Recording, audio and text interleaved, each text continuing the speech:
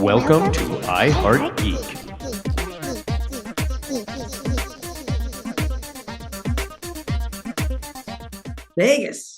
Vegas, beautiful place. You ever been there? Yes, I have, but a very long time ago. Not since it's been like super shishi. It was still one of the old casinos used to be there.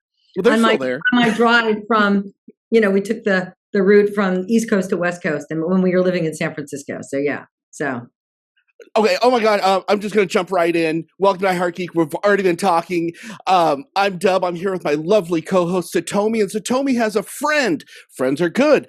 Satomi, tell us about your friend. I'm so excited. I have a friend, you guys. This is very exciting. Well, first of all, I do want to say, hi, Doug. Thank you so much for having my amazing friend on. She is a film producer. She's an actress. She is an all-around, there's so much. Game show contestant. Game show contestant. I can't I'm so excited about this. People who've done so much. It's like there's just no way to put it a proper introduction. But she was recently both in and produced the film that I starred in recently, the Fast Track program, and we're actually out here at the Newark Independent Film Festival, getting ready for the red carpet this evening because our film has been nominated for how many? Six. Oh my God, awards. Six. And so I'm in the presence of greatness right now. Is what you're saying. Yeah. Hence why the hair is a little done up. That's why. Normally, she's always hot. And she's a verifiable badass, you guys. Aww. This is the owner of Garnet Girl Productions, Lisa G. Black. Hi, everybody. Pleasure. Thanks for having me. Yeah. Oh, wow. So much to talk about today. I'm going to let Satomi do a lot of this because she's in the middle of it. But first, let's just back up. What's the G stand for? No, I'm kidding. Goddess. Or, I was going to go somewhere like that. Yeah. Okay. Yeah. No. Okay. So let's back up just a second. You're at a awards show. What are you being awarded for? The Humanitarian of the Year or Nobel Peace Prize? Somewhere in there? For our fabulousness. We are in Delaware, and that is where I reside. Or New Jersey. Sorry. Yeah. Originally, I was from Jersey. I was a Jersey girl. So don't you dare say anything bad about Jersey. Kind of a Jersey girl. Yeah. And so the Newark Independent Film Festival, it is a new festival this year in Newark. We have to say that because from Jersey girls, they tend to fall through the Newark, Delaware. A wonderful festival. They had our first screening in the short block last night, which I saw some great shorts. So the art director of this program was excellent. Oh, and amazing. And then tonight is the awards, to which we are nominated for a whole bunch of stuff, including the lovely Satomi getting Best Actress nomination. So we'll be heading out shortly to hopefully receive some awards. Yes. The only sad part is our writer director Nick Wilkinson is actually somewhere in Rhode Island at a family wedding. Yeah. So. We're representing. So we're living this independent film life, and for the people who don't really know what that independent, it's a term that thrown around all over the place. Oh, it's an indie film that got it started. What is so? Lisa knows everything. She's mentored people. She's so wise about all of this. If you were to describe what independent film is, like the genre, where does it fit in our entertainment hierarchy? Sure. What is it? Yeah. So basically what it means to be entertainment means that you're not being developed. And again, it could be any genre, horror, adventure, women in peril. And there's waves, right? But basically an independent film means that you as a producer go out and coddle and piecemeal financing together and the actors, because you're not developing something under a studio, right? So I don't work for Warner Brothers, although if you're watching, give me a call, or Paramount or something. So a lot of producers will be hired, if you will, by a studio, and then they'll develop it with studio money. So independent is that you are as a producer, doing everything, all the pieces to try to make the film come together. And how do you find, because I know that there are a lot of people out there who think, oh, I've got an idea for a film, or, or you've already got a script and you just don't know how to happen. As a producer, how do you connect with screenwriters, directors, all of that? How do you connect with them to then decide to create, essentially give us just a little taste of what that process is to get to a point where your film is actually done and then being submitted to film festivals? I think early on in my producing career, I had a whole nother life that I actually, was in corporate America and did producing on the side. So when I go early on in my producing career, a lot of it was I had some other friends of mine who were pretty well-known screenwriters. And so can you name drop a little bit? So I went to Boston University, and one of my best mates there, really my besties, my daughter's godfather, is Mark Fergus. So he was Oscar nominated for a little film called Children of Men, and The Expanse, and name it. So and didn't he do a little teeny tiny Marvel film called Iron Man? Yeah. So I've heard of that somewhere. Somewhere.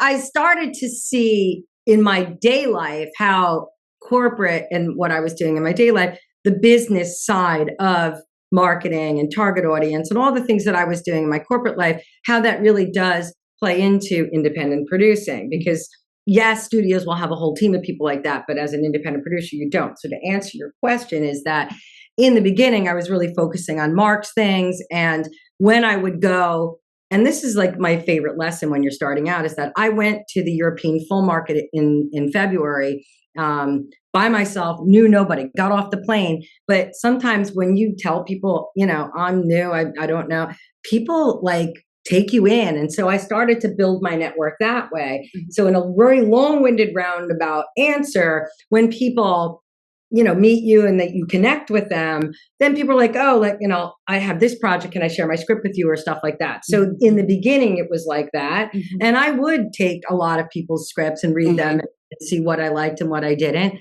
And then now, 15, 16, 17, 18 years in, all in under my shingle Garnet Girl. Now it's more about, it's about the writers. I have a stable of writers that I love to work with. One of them is Wally Marzano-Lesnevich, who was in the short film, who I did a film called Almost Paris with.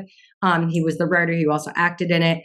A name drop again. It was directed by Domenica Cameron Scorsese. And yes, the same family, Scorsese. So I got to meet Wally, and then Wally and I bonded on that. And so he sent me some other things and other projects. So now I'm a little more picky about which projects I get, but once in a while I'll get an email from somebody, and thankfully they don't send me the script right off the bat, but because we don't take on unsolicited submissions. But the way that they write it, or there's something about the way that they would write a letter to me, I have actually said, okay, send me the script and I'll take a look. But mostly at this stage, I'm mostly more focused on the core stable of people that I work with. So similar to, honestly, Woody Allen, and he always works with the same people. Clint Eastwood for a long time works with the same people. Kevin Smith. I would say Christine Vachon at Killer Films. She's one of I love her.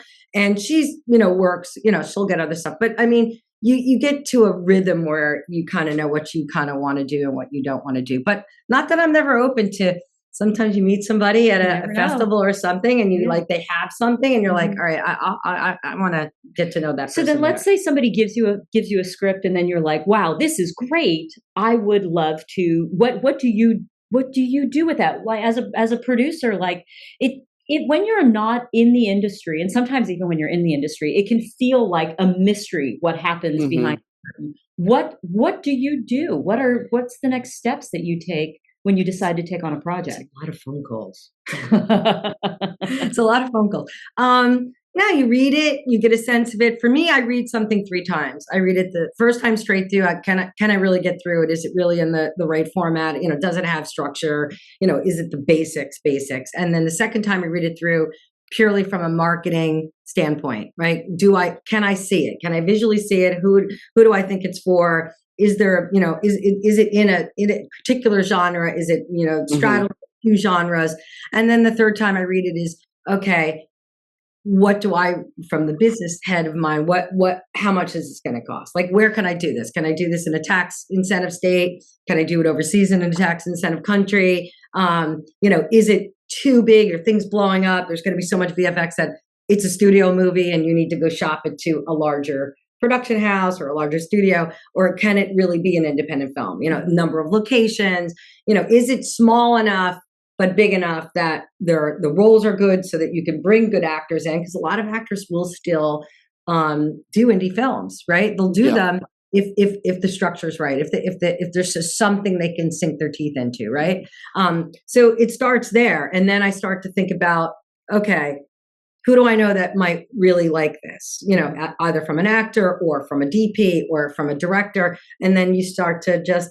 It's basically like a circus, right? You're like, you start to put, or a puzzle, you start to put pieces together and see if it doesn't look like Picasso at the end of it, or Chagall. But, you just take pieces and see if it's a good fit. For me, it's always about the team as well.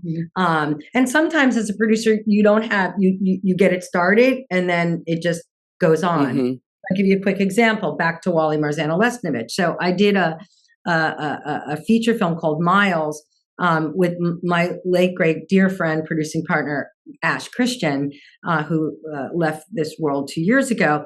I met Ash when he was at the beginning of his career. I happened to be in New York, and another mutual friend had introduced me and said, you guys should really meet. And super talented. And I was very blessed because Ash had a way to, for whatever reason, he did a lot of LGBTQ films, but he always got big stars to be in his stuff. And bless his heart, would always call me up and be like, Lee, I really want you to be a part of this. I don't, if you could bring some financing to it, or you can, whatever it is you do. And so we did this film called Miles, directed by Nathan Adloff.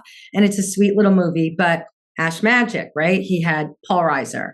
We had Missy Pons. We had the great Yardley Smith, voice of Lisa Simpson. We had Stephen Root in it. So this is a great cast, indie film. I mean, tiny. But when I was doing EPK, because producers sometimes put on a lot of hats. And EPK means Electronics Press Kit. So I was doing some interviews, so that way, if we did get into a festival or something, there'd be something there. So I did them. And I was having an interview with Paul Reiser, and he was lovely, by the way, and just so much like him. If anybody's old enough to remember Men About You, he's that. That is him. That is that. So he was like, Lisa, sit in the chair. I was like squatting when I was doing it. So he started to ask questions. He's very interested in me as well. And so I was telling him about all my stuff that I did in Norway. And he's like, I got this great story. And I need another writer for it. And it's about a guy from Queens who goes to Ireland and a guy from Ireland who goes to Queens. And I'm like, that's it? He's like, yeah. I'm like, I got the guy for you. So Wally Marzano Lesnovich put them together. And 5 years later, it's called Problems with People. And it's now coming out in November in theaters. The trailer looks amazing, you guys. Check it out. Check it out. Check it out. There's a familiar face in the trailers. And of course, because we're talking about it right now, my brain has completely. It happens a lot. Along with Paul Reiser. So I'm going to have to look it up. But he's a TNG. He's a TNG alum. Is it Brendan? It's Holland. Yes. So sorry, I forget it too. Anyway, that was just a really long-winded answer about that. But yeah. Okay, I actually have a question. The evolution of independent films. I know I'll use this as a Kevin Smith as kind of my cutoff line. So before Kevin Smith, independents were always just kind of a depressing then after that, it became very acceptable. Has that change affected you, or is that something you see as a normal thing? Yeah, no, I think for the most part, even studio movies, they don't tell you the truth. But I mean, at the end of the day, of course, everything's independent.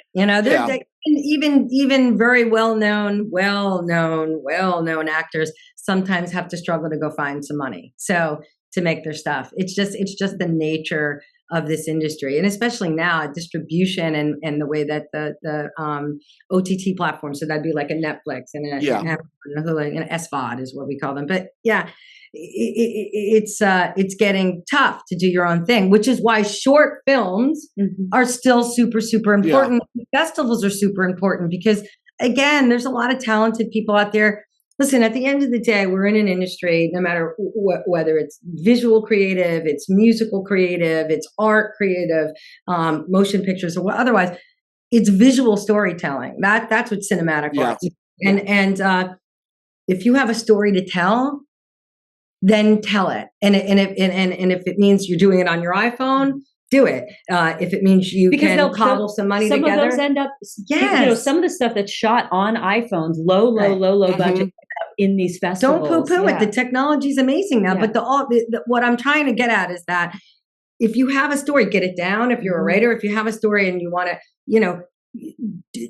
stick with it, because clearly there's a reason why you need to get that out, right? Yeah. And the one thing about this world is that we all need to feel connected, and we all, there could be a character or some kind of mannerism in somebody in something that you resonate with, and it could actually change that person's life, and you don't even know it. Yeah. And that's the beauty of visual. Oh yeah. So anyway, so talk a little bit about, why do we do the festival circuit? What's the deal with, especially what is the deal with this independent film? Why do we go and do these? And why are they all on the East Coast and never on the West? Why are they all on the East Coast? They're not all on the East Coast. There's a lot, like Santa Barbara International Film Festival is one of like a really great one. Palm Springs, Holly Shorts. Listen, festivals are great because they bring culture and community together right within somebody's community, so that somebody doesn't have to travel, super, super far. Again, a lot of times some of the bigger cineplexes, right, that they're showing 10, 12 theaters of the same, no offense, Marvel movie or something like that. So a lot of that art house theaters have, gone away. So when I grew up, there was a art house theater in every town. Right. And then now there's not. So there's just cineplexes and things like that. So why do we do festivals? Is that the people who put these together, God bless them. First of all, it's a labor of love. But it's a way in which people can have their stuff seen, and you can be celebrated, and you get to meet other people, and you're networking. So like tonight, I know for a fact we'll meet about 6 or 7 other people, and you're trading cards, and they're like, oh, they might put you in something, or they might say, hey, do you want to work for me? So you're networking as well. So it's a networking opportunity as well as it is a chance to, kind of strut your stuff a bit. You just spent all this time making a short film, but it's a springboard. It allows you to feel like, okay, who can I work with? Who do I want to continue to work with? It's also a place where you can distributors can go, can see new work and figure out if they want to pick things. Absolutely. And also the audience. Let's just not. I love festivals. People who go to film festivals, and people do go. They're super really happy to be there and really happy to meet you, even if you're not a very famous person. Which I'm not. But but you are in my eye. You have an IMDb page. You're good. You've got an IMDb for that. Blah, blah. Yeah, I mean, I think for me, it all started really I started writing poetry when I was 8. Right. So wow. I don't know if you saw that. So I'm a 4th time poet for Delaware boards, published poet. Right. So, but I started that, and I was the kind of, I don't want to say clown, but I was the person who was entertained. Clown. Are you kidding? I always entertained my family. You're always flipping entertainment no matter what.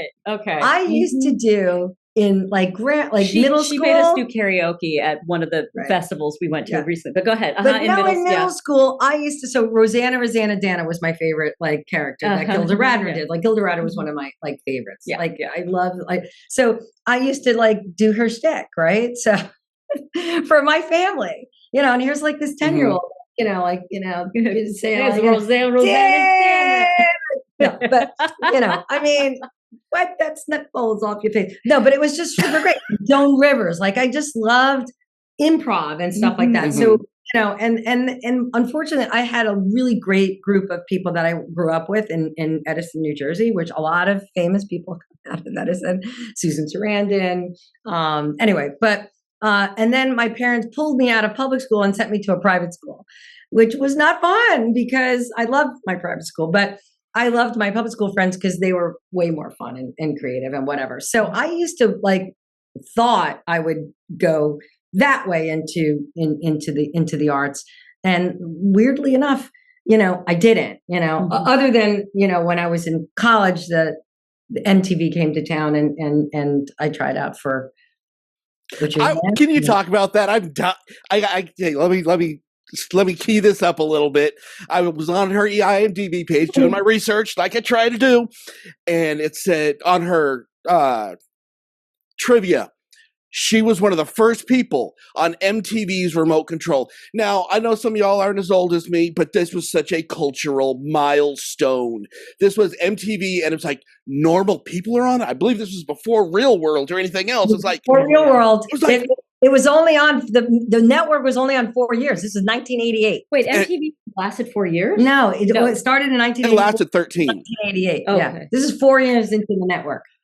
Yeah, and then I read you were one of the first contestants on Remote Control. This show was everything around that time. I was in junior high, and I was like, "Oh, what for everybody who's out there that doesn't know what it is." Yes, yes. It's music trivia and other trivia. It's a podcast before podcasts. Exactly. And it was funny, and they put you in these chairs, and then they throw food on you, and if you get the answer wrong, and there's a speed round. So how did you end up on this show? So they came to Boston University, and I saw it with a bunch of my friends, and we went into this big auditorium, and they believe it or not, they made you take a test. So they would play songs. And you'd have to say who the artist was, and if you knew the song. And it was all Bon Jovi. Yeah, I'm not kidding you, right? And my dear friend John Rigardi, I love him. I have to say, he had spiked hair, and he had all these safety pins on, and he was a big 9-inch nails guy, and And he sat next to me, and he knew some of them, but he kept cheating off my thing because he's like, "Listen, all of it." And that was the other thing I have to say is I grew up.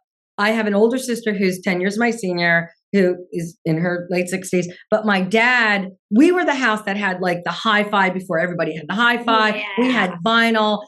So my taste in music as a 20-year-old was weird. I had 60s, 70s. I was also a musician in my own right. So I love jazz. I like spiral gyre. So I knew all these things. So that I scored really high in the test. And then the next thing, they sit you up in the front, and they make you just pretend like you're doing the show.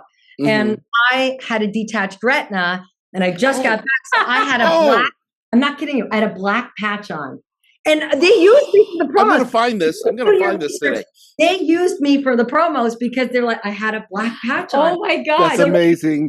By the time, I'm not kidding you. So by the time my show, then they bring you down to New York, and now I'm getting ready to do the show. And I didn't have my patch on, and they're like, because I didn't want to be on camera, for real. Yeah. They're like, no, wait, where's your patch? And I'm like, well, it's in my pocket. They're like, no, put it back on. Put it back on. So they made me do this thing. I told you, it's a great story. They made me do it with the patch. So we go through it, I'm going speed round. I'm doing great, la-da-da. And then Colin Quinn, I think, says something like, I could see your underwear underneath your. I had short. And I was classy right. Colin. And then it was me and this other really snotty frat boy guy, right? And it's like, oh, and the question I lost on, you're gonna die. And I come from a family who have all been in the military as well. Oh no! What is 2,300 hours? 11. I said 9 o'clock. Oh! No. That's why I lost. You know what though? He threw you. I'm sorry. He threw you with the. But I got all the other good ones with Springsteen. So yeah. So I guess I kind of like. I mean, you had to get Springsteen. You're a New Jersey. I was in. Oh yeah. I had to sing all the lyrics. But that was really reality. It was super fun. I loved it. And they actually asked me to intern. But really? They did. And again, I was so silly. You're so young, and you're like, no, Oh. But never would have known that. Did you imagine now? Like, I think, oh my gosh, like running. Yeah, it's true. It's true. Yeah. It is so true. So that is I'm so glad you picked up on that. That is just so hilarious. it made my day. We digress. Sorry. No, we can absolutely digress. And I feel bad like taking it back to like hard hitting questions. So please, Dub, hop in. Okay. Well, I'm not, this is actually kind of along what we're supposed to be talking about. You didn't tell us, what is this latest movie about that you're at the rewards for? Like short film. So it's called the Fast Track Program. Okay. It was written and directed by a lovely gentleman who's a good friend of mine. I'm also his manager, Nick Wilkinson.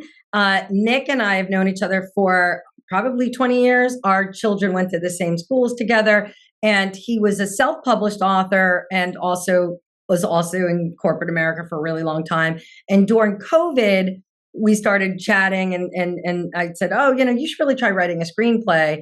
And so he adapted a shorter version, if you will, of one of his books.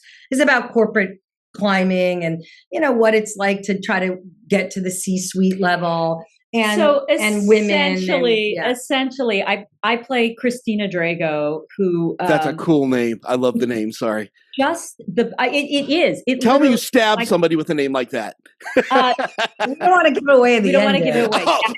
Did I hit that? With my eyes. Let's say that. Okay. We say daggers with my eyes. Yeah. And we don't go into the reasons for it, but I will do anything to climb to the top. Right. And it's a satire. And it's a satire for everybody out there. Yeah. So it's funny. It's fun. You're cunning. For anybody who's ever been in corporate America, which I was, which Nick was, they'll totally relate to this. They always give you those buzzwords like, you get your performance review every year, and they're like, okay, you can move up to this level if you do these skills, or you have these values or whatever. So basically it's a tongue-in-cheek how to cut the corners to get to the top spot. Yes. Yeah. In a nutshell. Right? Yeah. In a nutshell. In 16 minutes. In 12 minutes. Yes. Okay, and what's so great about that is like Satomi did it, and I met Satomi through a mutual good friend of mine named Michael Arbaway. So there you go. That's like, why? How do you meet? Because Satomi knows everybody. You'll learn that. Yes, but everybody. We met her, and she was so gracious, and we were SAG signatory. I do want to say that, right? Yep. So we paid people well. Everybody was paid well.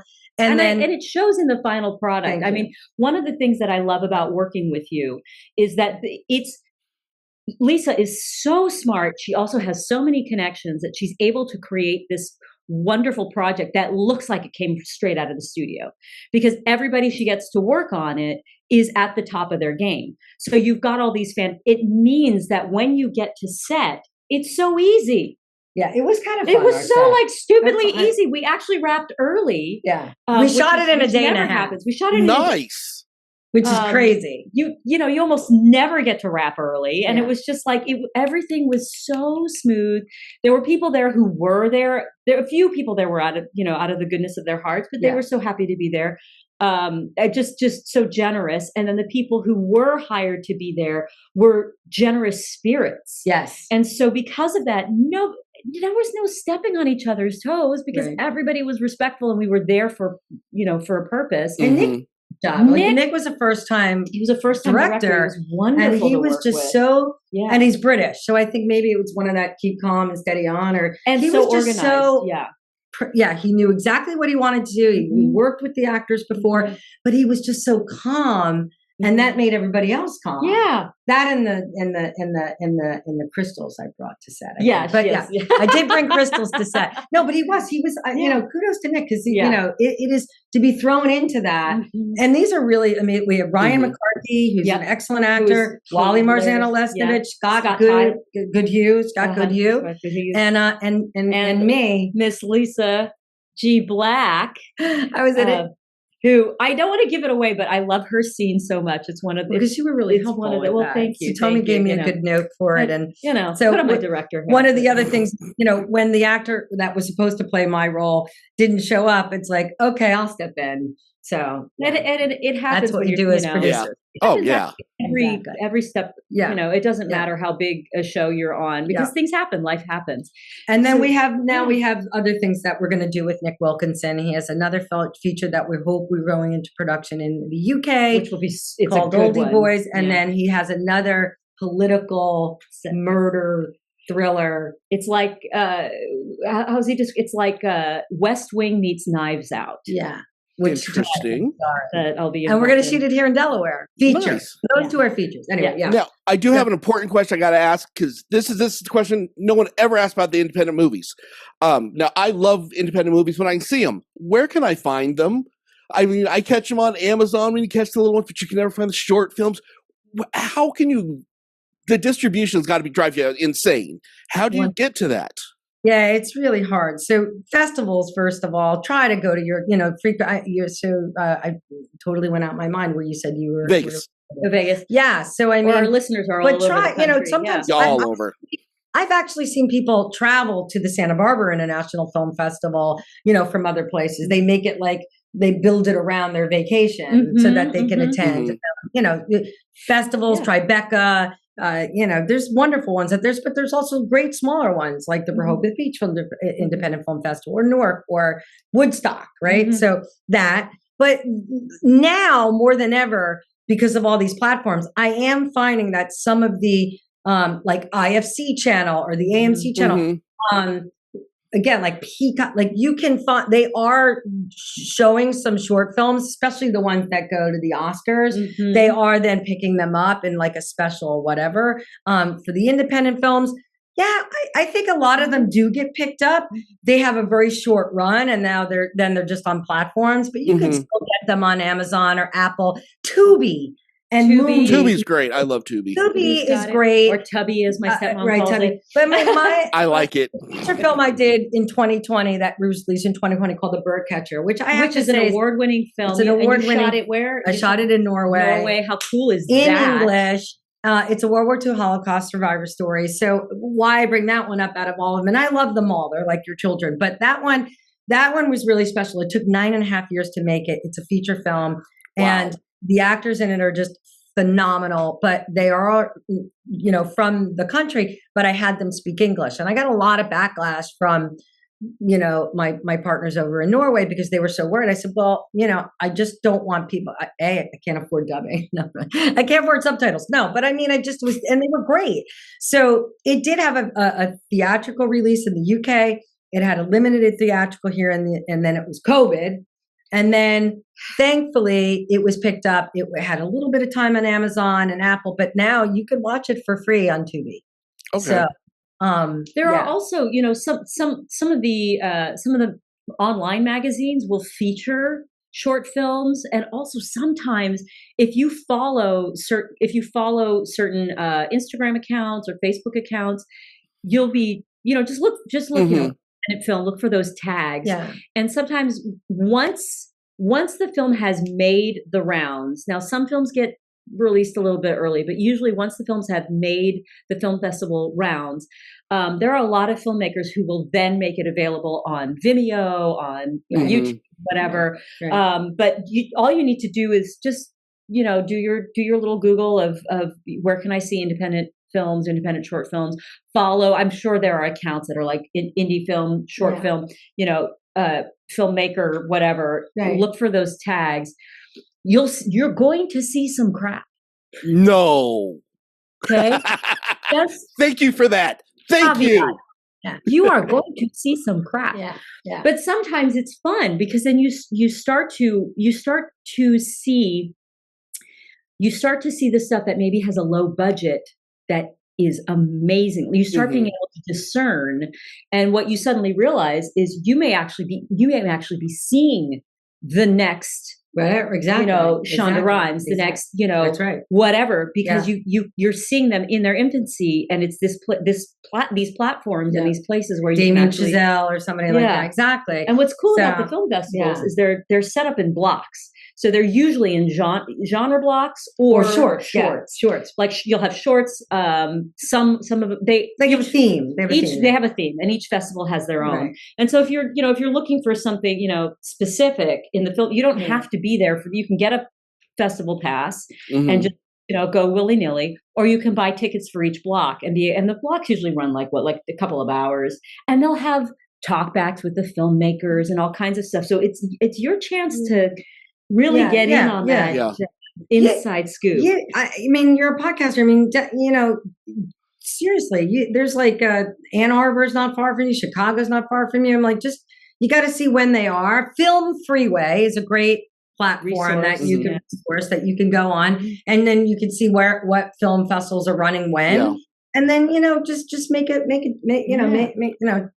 I don't know. I mean, you're in Vegas, I get it, it's the entertainment capital of the world, but kind of nice to get out and see something like Mill Valley is a really great smaller festival. So you don't have to come back east. I think you've got some out there. What is your favorite thing about production? Oh God. When we say rap, no. The day you buy your boat and the day you sell it. Yeah. Exactly. All right. Let me rephrase that. What is it that lights your fire when you're doing it, that makes you excited? And this is going to sound sappy, but it's from the heart, and it's absolutely true. I just generally love to watch. Obviously, I don't write. I read poetry, but I'm not a writer. When I actually see a writer's, words, people on set, and people are actually moving around and bringing that world that the writer put on the page to life, right? Because it all does start from the script and the story. I don't care what anybody says, but it does. Yeah. And back to the Birdcatcher, I think one of my I get choked up because one of my it did take 9 years to do this, and the Norwegian writer who originally gave me the Birdcatcher to produce really hung in there with me. And I'll never forget us. We invited him up to set, and here we are on set, and there's snow on the ground, and like real snow because it's Norway. And his name is Trond Morten Christensen, and you just saw his face, and he just looked at me, and that to me, that's the joy, is that he's like, it's really happening. It's happening. So that is my favorite part of production. You got to be the genie in the lamp that made his dream come true. Me and a lot of other people. Yes, it's a collaborative process. Yes, but you're like in charge. But that's the joy. Like it's not even for myself, right? Like, I do it because like Nick, like he got to see for the fast track, he's got to see his words on screen, or Wally with Almost Paris. And that's the joy. I sometimes always say, like, to me, I'm somewhat of a person of faith. I'm Italian Catholic, but not bringing up all religion. But my point is, sometimes I always say, well, if there is pearly gates, I kind of just hope that when I get there, like St. Peter's will be like, look at all the people that you touched your life. All that sinning you've been doing, it's okay. Because look at all the people you helped. Yeah. Come on in. Yeah. So, that's beautifully put, actually. One of the things I'm going to say about this woman is that her generosity of spirit is absolutely overwhelming. And it's one of the things that I love about you, admire about you, and that is so contradictory to what people think this industry is that you have zero problem sharing your knowledge, sharing your resources, sharing your advice, sharing anything. I mean, I think it's one of the reasons that it's one of the reasons we get along, because it's like you operate from a space of there's room at the table for everyone. Mm-hmm. And I think it shows in your work, which is really incredible. Yeah. My accountant might not like that. I'm pretty sure he's actually told me that. Yeah. But you know what? You can have things in life and know people, or you can have experiences and ventures and not a lot of things. So yeah. Okay. Films if you can. I got one, because Satomi talked about what a giving person who is. We have a few, and I'm not putting anybody to you, but we have a lot of listeners to the show that are aspiring filmmakers. What advice do you give them to start? I mean, anything you can give, but it'd really be appreciated. Yeah, I'd love to hear like the ones who are like trying to figure out how to write their first script, and then also the ones who have a script and don't know what to do with it. Okay, sure. For the ones that, have something in their mind, just get it down. First and foremost, podcasts like the master's class, that it's okay to take one of those, like, not to pay for it. I'm saying, like, there's plenty of stuff online that they're like, this is the format you needed to have it in. It has this font and it has to be in these margins. I mean, those are the basics, right? But just get your story down and show it to your family members or your friends first and see if they like the story or, it resonates with them. Try not to tackle entire screenplay feature, like 120 pages. Start with a short film. Start with because short films, what the biggest thing I think people say is that, oh, it's a short film. No, it's a feature film, but in a smaller period of time. So there still has to have a beginning, a middle, and an end. There has to be. It's like an episode of a show. Correct. It's got to. Yeah. So the advice of that is ask questions. Don't be afraid to say, I don't know. I'm new. I know some things. I don't know other. It's okay to show vulnerability. I think that's it's the best, because a lot of people think you have to fake it till you make it. You could see that a mile away, and that doesn't serve you, right? You want to, go to film festivals, even if you don't have a film in there, go to a film festival, go to the American film market, walk around, get a sense of what the business is, read. And I know it's a foreign concept to a lot of younger people. Yeah. Read. Libraries are free, and it doesn't cost anything. Libraries are free. Listen to podcasts. There's a lot of great podcasts out there, and know all the different pieces of, if we're talking about films and not television, which is a whole different ballgame, but films, learn what the different departments do and stuff like that, because it does go into your writing. It is a collaborative process. Why do I say this? Because if you write something and it's like, you have to have a period costume, and that's money, right? So your producer is going to say, oh, well, that's going to cost too much money, right? So try to keep it simple for the up and comers, the ones that are just starting out. Just keep it really simple. But 1 or 2 or 3 characters, 1 or 2 locations, get the story out, right? And then don't worry about like things blowing up. And I know there's lots of technology and they can do that now, but start simple. And then from there, that's how you start building your network. I know that's not probably the answer you wanted. No, that's fantastic. And this is, after your beautiful answer, this seems very banal, but in general rule of thumb, a formatted script page, it's usually a minute per page, like a minute of film per page. Right. So have that awareness as you're writing. I have seen scripts come in before where it's not in format and it's just blah, blah, blah on the page. And part of the reason you use that film format is so that all those other people who are involved in creating it can get a picture, can picture what you're trying to create. So it's really important that's sort of laying your foundation. So you know what you have.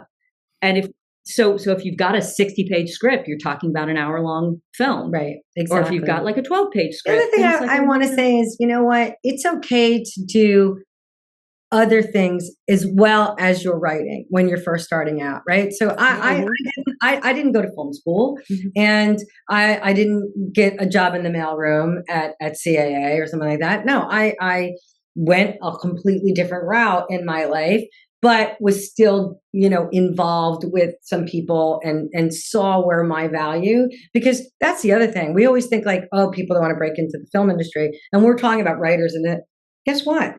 You don't have to be a writer. You could be a sales acquisition person, meaning, the people that go buy the movies, they get to go to all these festivals and markets, and they get to watch all these movies, or they get to sell. If you're really good at sales, you don't have to sell cars. You can actually, start as an entry-level assistant or something at a sales company, like a foreign sales agent, and work up that way. And that's another way to feel like, to be a part of it.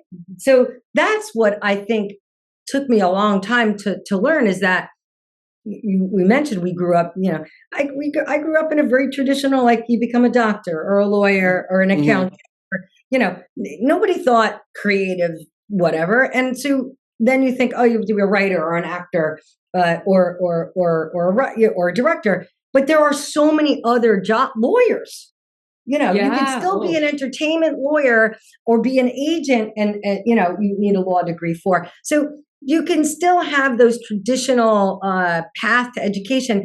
And I have to say, God rest my dad. I mean, my dad was an amazing man in my life, and just I miss him every day. And education for him was super important, and that makes me sad because so many people don't. They just think now I have to have a trade or this or that. Mm-hmm. And gone is the liberal arts education. And I'm not trying to get political, but there's something really great about having a breadth of learning. Take a religion course, take a astrology course, or so whatever. But sociology or math or science, because you never know where that next story is going to come from. And so that's the other thing, right? There's amazing. Think of the film that came out with what's his name, Beautiful Mind, right? Mm-hmm. It's about a science professor, mm-hmm. and that was an Oscar-nominated movie. Yes. So that's what I'm saying. You don't know where those stories are going to come from. Be interested in all kinds of things. Don't be so tunnel vision. And so then, what about for a screenwriter who has a script? What do they do next with it? Oh, there's there's tons of platforms. There's the Blacklist. There's a closed platform called Slated. There's the Film Independent, where there's content. And back to Film Freeway again. Film Freeway is not just a platform for finished films. It's actually there's screenwriting contests, and Cinestory is one that actually Mark Fergus actually is one of the advisors on it. I think he's still on the board of that. So he's done that many, many times. So that screenwriting contests are not bogus. Do your research, see how mm-hmm. long you've been in business. Don't go for one that's only been in for a year. Look who's on their advisory board. If it's been around for my litmus test. Yeah, litmus test is 5 years. If something's been around for 5 years, and then I always go and look, who's on their advisory board, who did they have last year and things like that. There's plenty, and not just here in the United States. There's plenty of screenwriting competitions and artists in residence talent labs. Berlin has a talent lab. There's an application for that. They're looking for writers, actors, whatever. There's a talent lab. Reykjavik International Film Festival has a talent lab in Iceland, and they do a lot with North America. So don't even think within our borders, there's plenty of international opportunities as well. So I hope that is somewhat. I think that helps. That's awesome. That was huge. I talk fast. Sorry, people. Oh no, this is awesome. I love this. All right, cool. So I know you guys are getting ready to go on the red carpet, so I'm going to let you go. But I will tell everybody real quick, how do they get a hold of you, follow you, and all that other stuff? So I think there's some contact information on Instagram. I'm on IMDb, right? So it's Lisa Black 811. I also, what else? I have, you're on the socials. I'm on the socials. And y'all can always go to my page. I tag her I tag her all the time, but of course, anything to do with the fast track program. And I know we have been asked several times, we'll get people asking, when is it coming our way? Mm-hmm. And the fact is, it all depends on right now as we're in the as we're in the festival circuit. You don't show it around when you're doing the festival circuit. These are very exclusive. That's why you have your film there. Is the festivals like to have some. It's a little exclusivity. Some exactly. Exclusivity. Yeah. So so keep 28 more festivals that we're waiting to hear. Well, actually, I think one of the closest ones to would be Bend, Oregon, which is a great festival. If you're listening, please take us. We're in our sixth now. This is our sixth. It's our sixth. So wonderful track record with it. We're very, very blessed. But just follow us and we post a lot about even like some of the other and also go to my IMDb page and please support the films that I already produced that you can find, like The Birdcatcher and Miles and Almost Paris and great thriller movie called Heaven, Heven. Now that one is in Norwegian, so y'all got to get your little glasses out. But it's awesome. Female protagonist who gets revenge. Mm-hmm. Yeah, shot female filmmaker, director, female cinematographer, and 90% of the people on the above the line. We call above the line. We're women in that. That's Heaven. Yeah, Kirsty Steinbo. Yes. So love my Norwegian friends. So yeah, I mean, support that, and if you watch them, rate them. That's the other thing, please. Yes. Everybody, if you're on IMDb, get the pay or Google. Rate Rotten Tomatoes. I don't care what it is. Rate them. If you hate it, I'm all about constructive feedback. So you want to give us a 1, give us a 1. But please rate our films, because that does, believe it or not, the people who make decisions about when they want to put it in theaters, they look back at your history and be like, oh, you only scored a 6.7. So I don't care. As long as somebody really did watch it, rate it. Even if you didn't like it. They're talking about it. Yeah. And definitely support our colleague, Wally Marceno Lesnevich. With Problems with People. Which he co-wrote with Paul Reiser, who is also starring in it, and Colm Meaney, who played Miles O'Brien on I love Colm. And I mean, they are both absolutely hysterical in the trailer. I cannot wait to watch this film. So, and you support each other. This is that's really, it's a community. It's all a community. Yeah. And Lisa and I, just from working together, have become dear. Oh my God! I mean, we're family now. Family now. Yeah. So it's you do that for each other, and you make something something beautiful. Support the people that.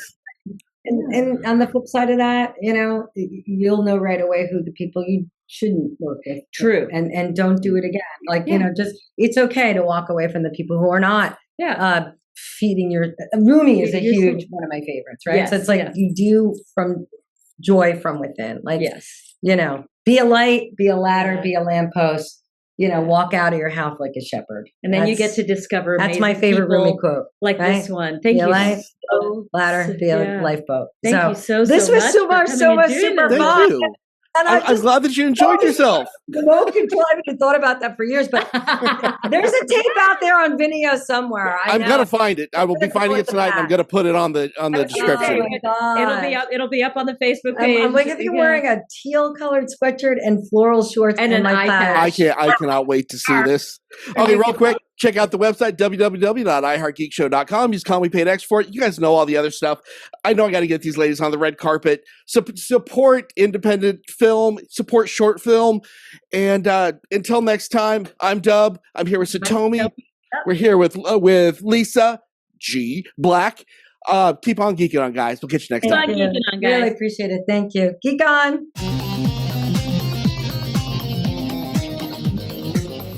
You have been listening to the latest episode of the iHeart Geek Show. Make sure you visit our website at www.iheartgeekshow.com. Make sure to follow us on Instagram, Twitter, and Facebook.